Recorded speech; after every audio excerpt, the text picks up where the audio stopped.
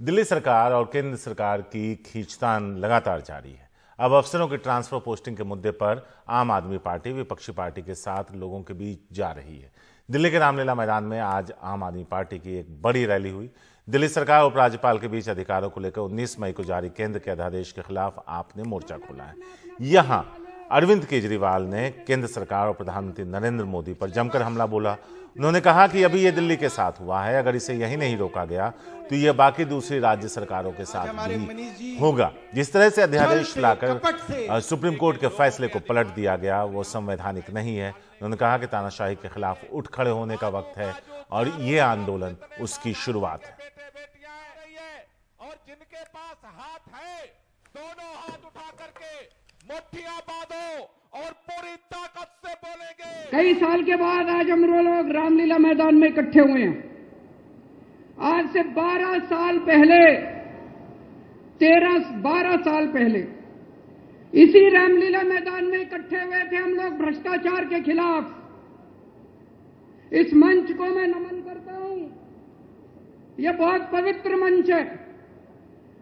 आज से 12 साल पहले भ्रष्टाचार के खिलाफ इकट्ठे हुए थे।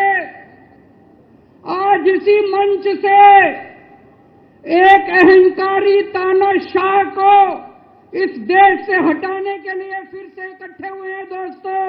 और जैसे उस वक्त भ्रष्टाचार के खिलाफ आंदोलन हमारा सफल हुआ था, आज इसी मंच से जो आंदोलन शुरू हो रहा है, हमारे देश के अंदर जो तानाशाही लाई जा रही है उसे खत्म करने का जो आंदोलन शुरू हो रहा है, जनतंत्र को खत्म करने का जो आंदोलन शुरू हो रहा है, संविधान को बचाने का जो आंदोलन आज शुरू हो रहा है, बहुत जल्दी इस आंदोलन को भी सफलता मिलेगी।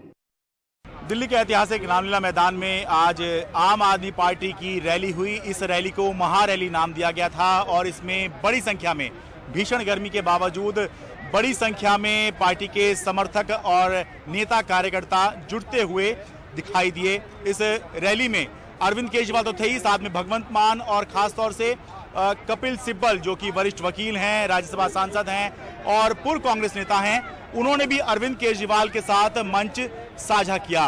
भगवंत मान ने इसमें आरोप लगाया और दावा किया कि अगर 2024 में बीजेपी फिर से जीत गई, प्रधानमंत्री मोदी फिर से प्रधानमंत्री बन गए तो देश के अंदर आगे चुनाव नहीं होंगे, इसकी आशंका उन्होंने जताई, आरोप लगाया। अरविंद केजरीवाल ने आरोप लगाया कि मौजूदा सरकार जो है, प्रधानमंत्री जो हैं वो अहंकारी हो गए हैं, तानाशाही कर रहे हैं और इस तानाशाही के खिलाफ में सभी को इकट्ठे होकर लड़ने की जरूरत है।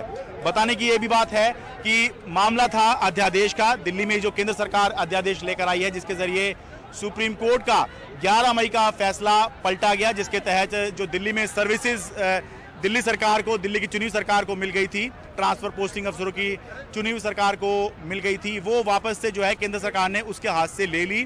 तो ये जो केंद्र सरकार अध्यादेश लाई थी इसके लिए हुआ था। लेकिन आधे घंटे से ज़्यादा जो है अरविंद केजरीवाल का यहाँ पर भाषण हुआ और उसमें उन्होंने ये कहा कि मेरे 8 साल के काम आप देख लीजिए जब से मैं मुख्यमंत्री हूँ, और प्रधानमंत्री नरेंद्र मोदी 21 साल से मुख्यमंत्री भी हैं, प्रधानमंत्री भी है, इनके भी काम आप देख लीजिए, तुलना कर लीजिए।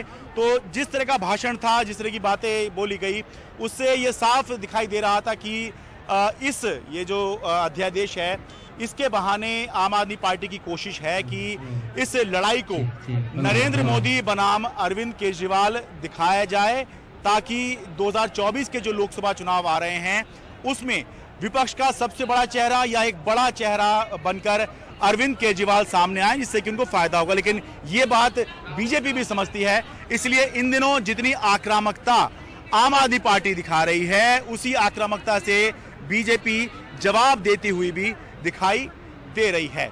दिल्ली के रामलीला मैदान से अपने कैमरा सहयोगी मोहम्मद मुरसलीम के साथ मैं शरद शर्मा, NDTV इंडिया।